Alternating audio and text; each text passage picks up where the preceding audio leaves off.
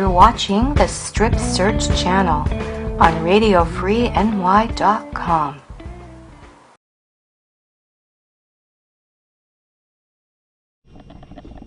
Larry, you talk about making mistakes. How about college students and people of all ages that make mistakes in love, either having sex with the wrong people or getting married to the wrong person?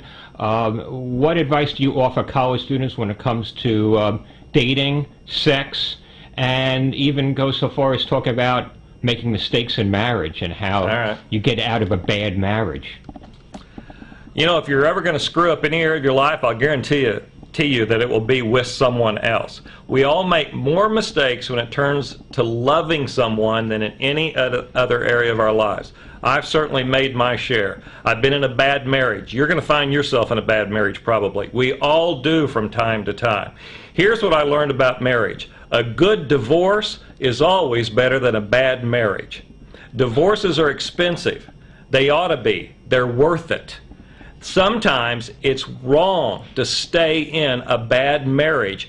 And we stay in bad marriages for the dumbest reasons. We stay in them for the kids. I had 2 little kids when I got divorced. The best thing I could do for my kids was to get out of a bad marriage so I could later get into a good marriage and show my kids from an example standpoint what a good marriage was supposed to look like.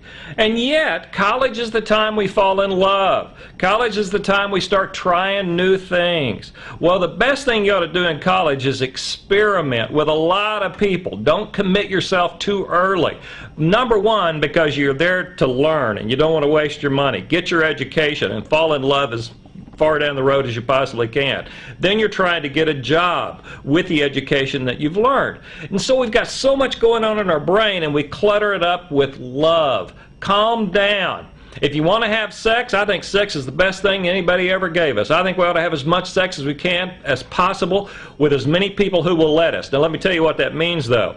It's out of respect. You ought to do it because you care for the other person. No always means no. You got to be careful with sex. There's a lot of crap going on out there. You don't want to catch anything and die. No sex is worth that. So always be careful. And remember that you do it with respect for each other.